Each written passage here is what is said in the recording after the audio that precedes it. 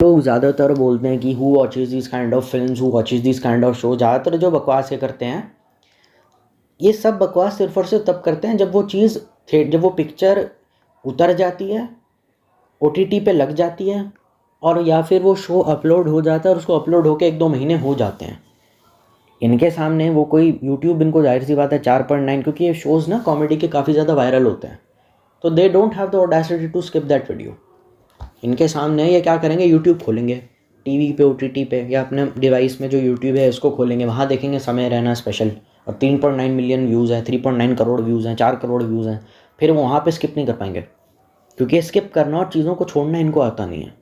YouTube इनको recommend करेगा कि देखो stand up stand up stand up, अच्छे स्टैंड अप कॉमेडियन आप 100 देखिए, कौन मना कर रहा है, लेकिन हर एक स्टैंड अप कॉमेडियन को अच्छा मत बोलिए, और हर एक बेवकूफ़ी को कॉमेडी के नाम पे डिफेंड करना बंद कीजिए, because audience won't by that shit. जो लोग कहते हैं कि हम उसकी बात से एग्री करते हैं, आप पहले सामने वाले इंसान के जोक्स देखें जो उसने हमारे गंदे से गंदा, फिर उसकी बात सुनिए, और फिर देखिए दोनों में कोई तालमेल बैठ भी रहा है या एवं जवलियाँ मारे जा रहा है। तुम कोई, पहली बात तो आप कॉमेडियन है, आप कॉमेडी कीजिए, फालतू ज्ञान मत दीजिए। ज्ञान तो अपने लोग बाप से नहीं लेते, तुम दे रहे हो, चलो ठीक है, ज्ञान देना अच्छी बात है, लोगों का ज्ञान से कुछ भला हो रहा है, पर ज्ञान उस चीज़ को लेकर दिया जाता है जो चीज़ ज्ञान देने लायक होती है। क्लाइमेट चेंज पे ज्ञान दिया जाता है बेटा, बाप माँ की मौत के जोक पे ज्ञान नहीं दिया जाता। शर्म आनी चाहिए अपने आप को डिफेंड करते हुए कि देखो चूतिया जोक, भले ही बाप की मौत पे जोक मारा था, लेकिन कुछ नहीं मारा था तो मारा था, शर्म आनी चाहिए। अनाथ हो क्या तुम अनाथ तो हो नहीं कि तुम्हें पेरेंट्स का कुछ पता नहीं है, तुम्हें नहीं पता क्या कि लोग कैसे रिएक्ट करेंगे जिनकी फैमिलीज होगी या नहीं। और शर्म सबसे ज़्यादा उन ऑडियंस को आनी चाहिए जो इतनी घटिया चीज़ों पर हंस रही हैं। यूट्यूबर हंस रहा है तो सब्सक्राइबर भी हंसेंगे, उसकी ऑडियंस भी हंसेगी, तो फिर कुछ कहा नहीं जा सकता, क्योंकि इनमें से ही बहुत सारे ऐसे लोग होंगे जो गंदी चीज़ों पे हंसते रहते होंगे, तो फिर हम सबको थोड़ी कहते रहेंगे। पर कहीं ना कहीं शर्म कीजिए थोड़ी बहुत, और शर्म करना में कुछ गलत नहीं है, जितनी तुम शर्म करोगे उतने बेहतर इंसान बनोगे लाइफ में।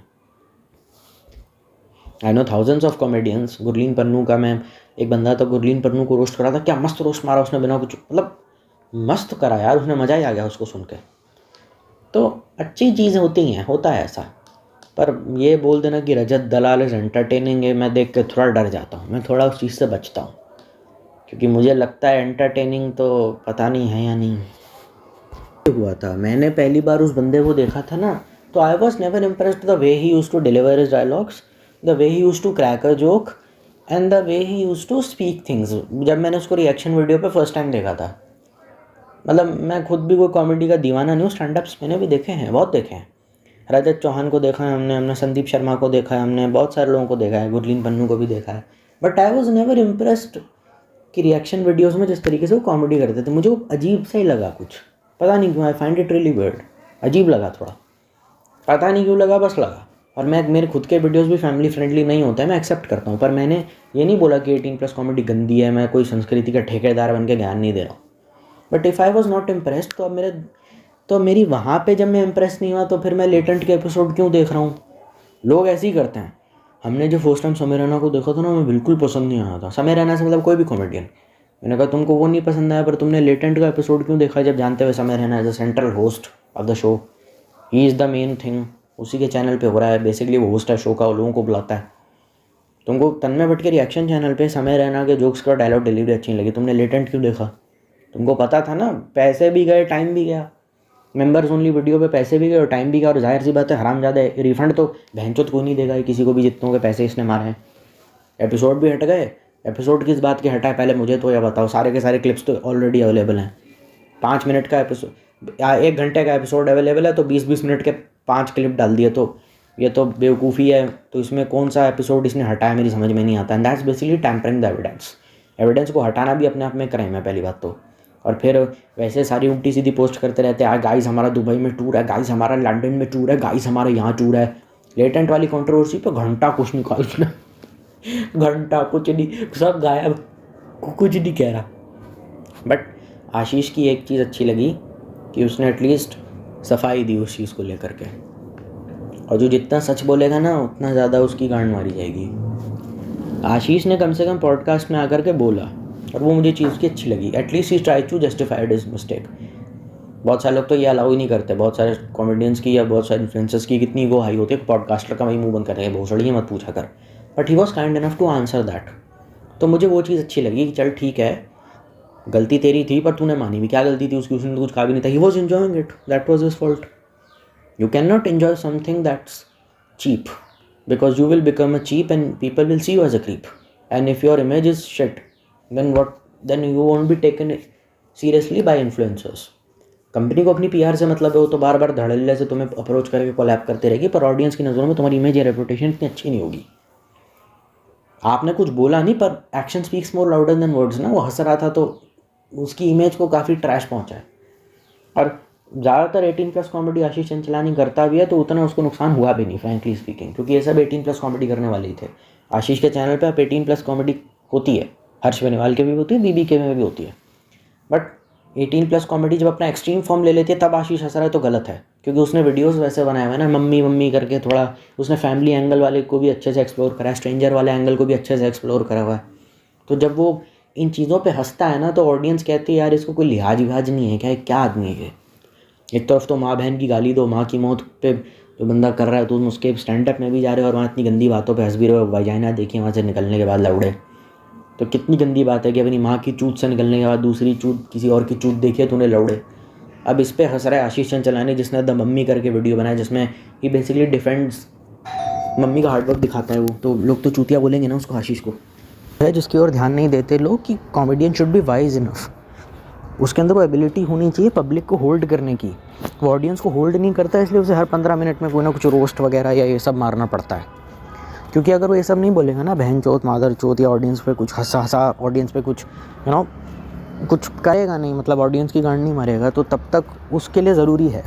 क्योंकि उसको अच्छे से पता है कि जब तक वो ऐसे उल्टे सीधे शब्दों का इस्तेमाल नहीं करेगा, उसको उतना अटेंशन या रिएक्शन नहीं मिलेगा। वेज कॉमेडी में हक देगा वो, तो उसके लिए बहुत ज़्यादा ज़रूरी है कि वो रोस्ट कर दे या फिर कुछ हरकत कर दे जिस वजह से people get crazy and people start ताकि उसको अटेंशन थोड़ी ज़्यादा मिल जाए। उसको रोस्ट का, ऑडियंस क्राउड रिएक्शन का या अटेंशन ग्रैबिंग चीज़ों का गाली देकर के या कुछ हरकत कर जाने का इसलिए जानबूझ के सहारा लेना पड़ता है, क्योंकि वो एलिमेंट ऑफ सरप्राइज ऐड करता है।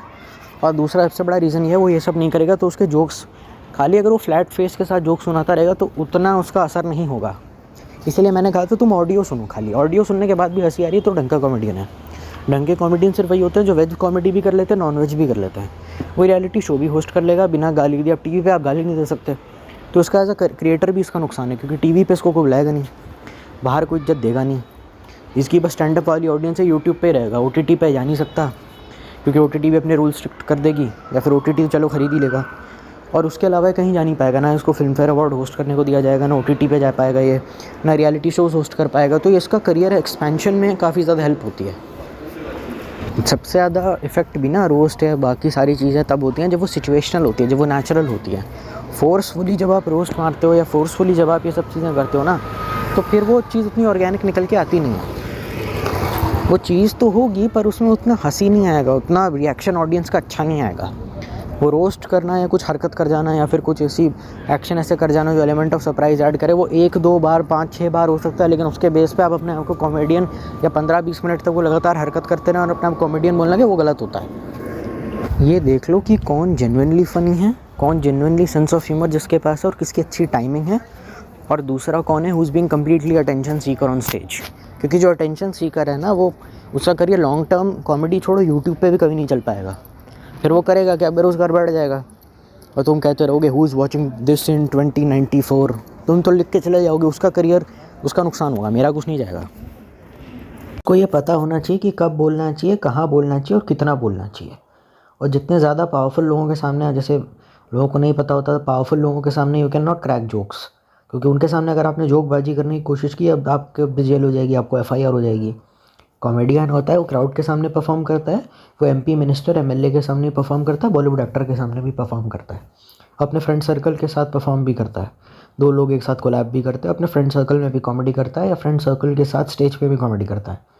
तो कहाँ पे कितना कैसे बोलना है ये नहीं सेंस है उसके पास। वो क्या करेगा, बार बार ऐसी कंट्रोवर्सी कर करके अपने आप को करियर की हाइट्स पर ले जाता रहेगा।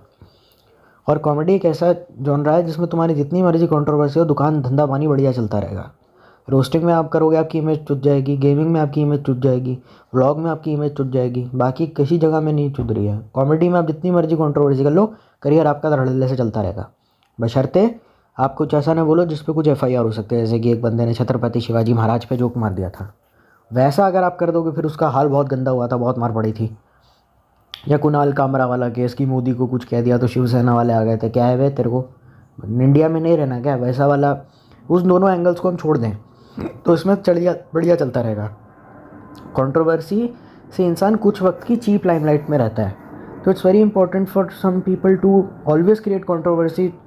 वो कंट्रोवर्सी को अपना करियर मान लेते हैं, उनके करियर में कंट्रोवर्सी नहीं होती, कंट्रोवर्सी में करियर होता है। ऐसा करियर मेंटल पीस भी नहीं दे सकता और सामने वाले की इमेज कुछ नहीं होती है। मतलब you will see him as a idiotic cloud chaser, that's it, that's what people think about him. तो हो सकते थे 20 मिलियन सब्सक्राइबर, लेकिन बैठा 9 मिलियन पर है और अपने आप को कह रहा है मैं वायरल हूँ, तो ये चीज़ कुछ अच्छी तो नहीं है। And it's a waste of talent as well.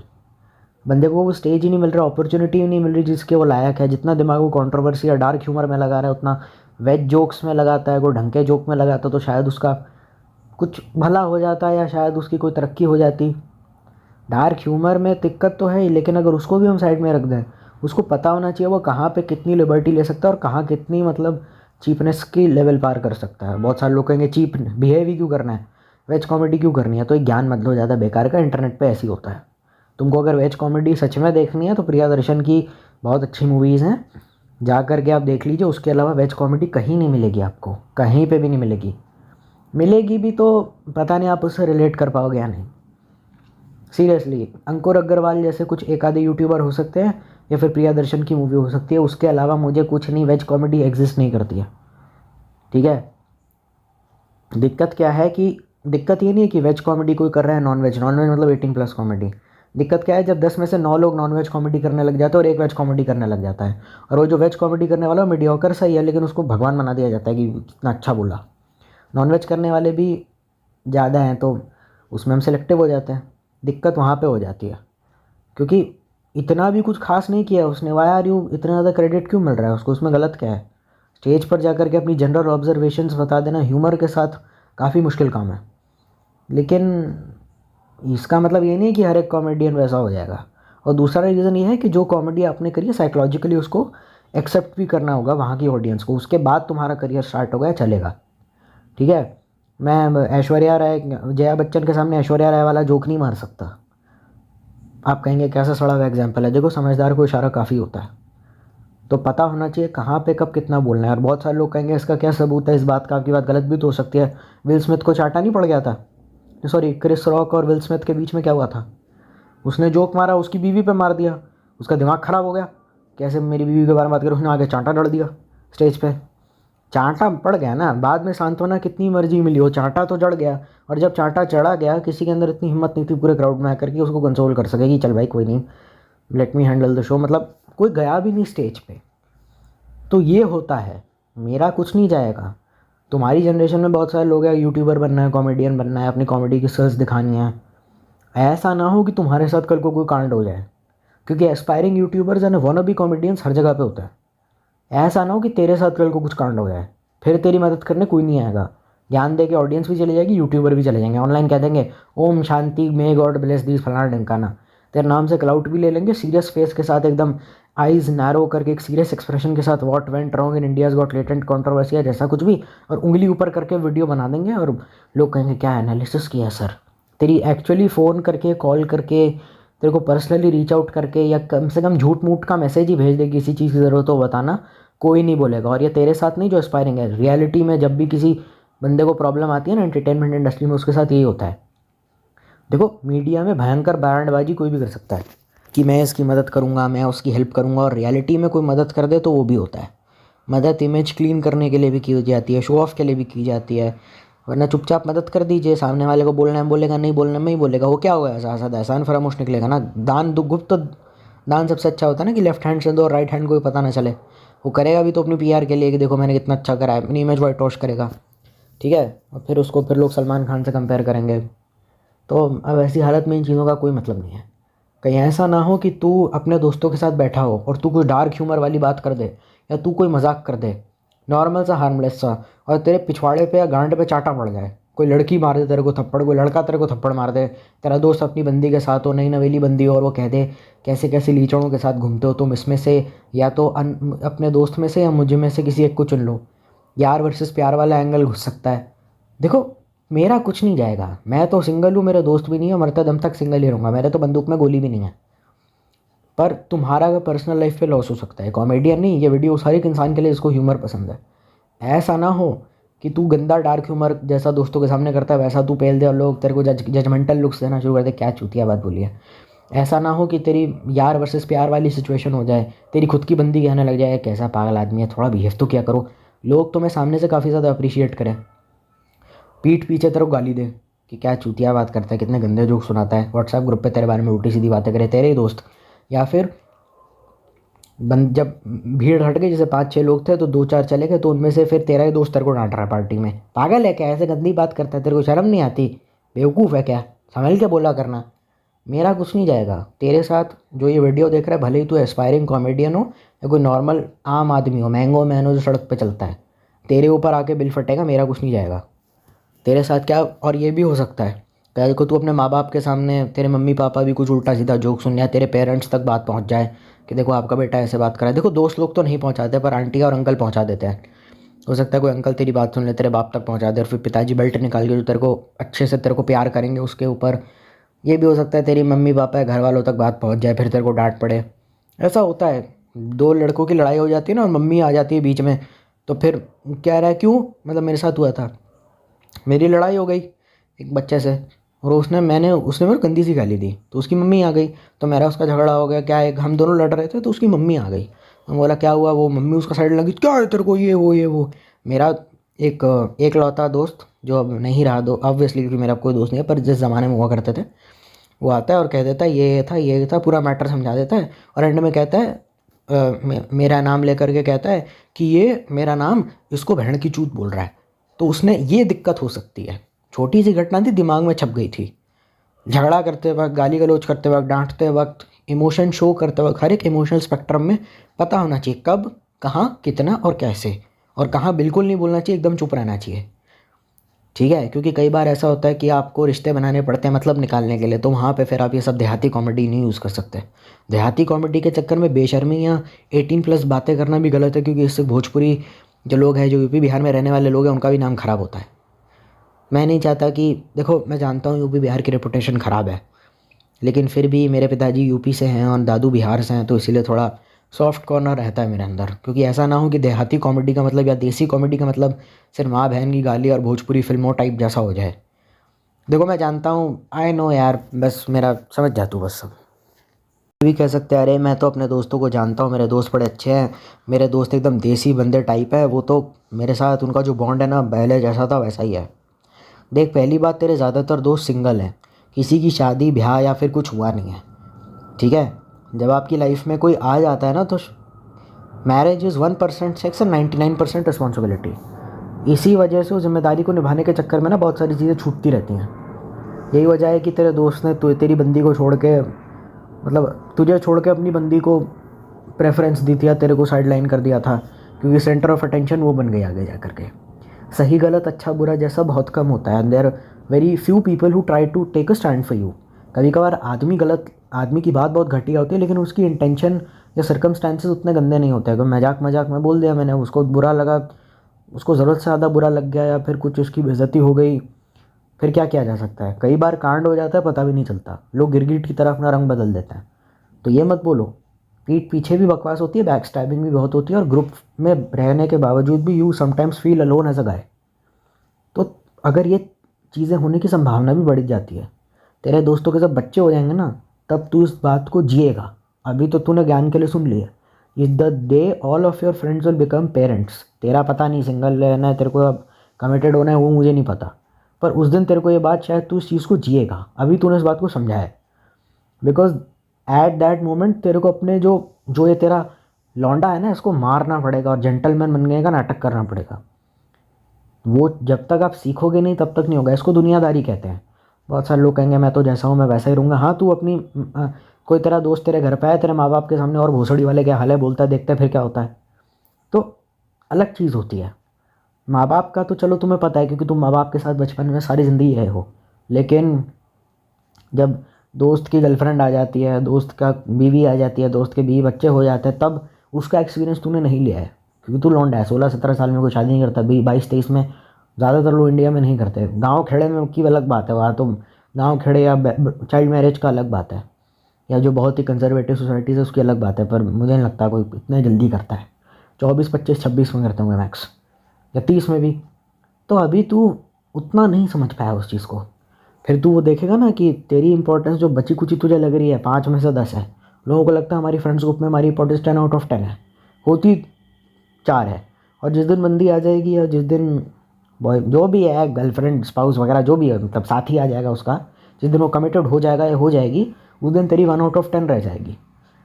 तुम जाओगे, फ़ोन चलाओगे, बैठे रहोगे, बात करने के लिए कुछ होगा नहीं, गाड़ी में बैठ के वापस आ जाओगे, और हैंग आउट करना नेचुरली आपका कम हो जाएगा क्योंकि पॉइंट ऑफ कांटेक्ट भी कम हो गया है, डिस्कशन के पॉइंट्स भी कम हो गए हैं, सब अपनी लाइफ में बिजी हो जाते हैं। And then you become alone. फिर आप कहते हो, फिर सारा अल्फा मेल अंदर का मर जाता है, सूडो अल्फा मेल आपके अंदर का मर जाता है, और आप कहते हो बस एक शर्म चाहिए आशिकी के लिए, मम्मी कोई भी ढूंढो मेरे लिए। तो ये होता है। शर्म है एक जो पब्लिक कोड ऑफ कंडक्ट है, वो सिर्फ तब समझ में आता है जब उस माहौल में जाया जाता है। बाहर से तो समझ में आ जाता है। ये जो मैंने बात बताई है तो 1 से 2% चीज़ें हैं। जब एक आदमी एक एक फ्रेम में होता है, जब एक जो कोड ऑफ कंडक्ट है, जिस तरीके से पब्लिकली बिहेव करते हैं लोगों के सामने, दोस्तों के सामने, वो अलग होता है। इसीलिए चाणक्य नीति में या बहुत सारे अनुभवी लोग यही कहते हैं कि दोस्त की बहन अपनी बहन, दोस्त की मतलब बहन भाभी माँ समान होती है, ऐसे ही कहा जाता है। और ये कहा जाता है नमस्ते भाभी या नमस्ते बेटा, इसके अलावा कोई दूसरी बात नहीं की जाती। तो इसीलिए कहा जाता है, समझदार लोग इसीलिए बोल गए थे, उन्हें पता था कोई ना कोई लफड़ा ज़रूर होगा, ऑपोजिट सेक्स को अगर ग्रुप में शामिल करोगे लफड़ा होगा। क्योंकि हो सकता है कि उस वक्त तुम्हारा दोस्त तुम्हारे डार्क ह्यूमर को एंजॉय करके या फिर तुम्हारा रोस्ट या हरकत को एंजॉय कर दे, पीठ पीछे उसकी बंदी से उसकी लड़ाई हो जाए। कैसों के साथ बैठते हो तुमको अक्ल नहीं, या तुम मुंह पे बोल देगी, अगर मुंह पे नहीं बोला तो पीठ पीछे ज़रूरत से ज़्यादा इतना लताड़ देगी ना उसको। कैसे लोगों के बीच में बैठते हो, क्या बकवास बकचोदी भांग भूसड़ा, क्या है ये, क्या है ये बकवास है, तुमको अक्ल नहीं है क्या, शर्म नहीं आती तुमको। और फिर झगड़ा होगा, फिर वो तेरे को आगे रात के 12 बजे फ़ोन करेगा, फिर तू बेकार में सर बैठ पकड़ लेगा अपना, क्या है यार ये फालतू, इतनी तो कोई बात भी नहीं थी जितना इसकी बीवी ने खींच दिया। फिर अपने 4 दोस्तों से 5वें दोस्त की गॉसिप करेगा, उसमें से 4 में से कोई एक 5वें दोस्त को बताएगा, फिर तेरी उससे लड़ाई होगी। अब इस गंदे से भसने के लिए इसीलिए कहा गया नमस्ते भाभी और नमस्ते बेटा, नमस्ते भैया, नमस्ते भैया, इस सब के अलावा कोई दूसरी बात नहीं करी जाती। हाँ, कुछ पूछे तो बता देना रिस्पेक्टफुली। और ये भी होता है कई बार कि तुमने अपनी बंदी वगैरह पटा ली और दूसरे दोस्त भी उस पर गंदी नज़र डाल रहे हैं, वो तो अलग ही एक्सट्रीम केस है, उस पर हम जान ही रहे।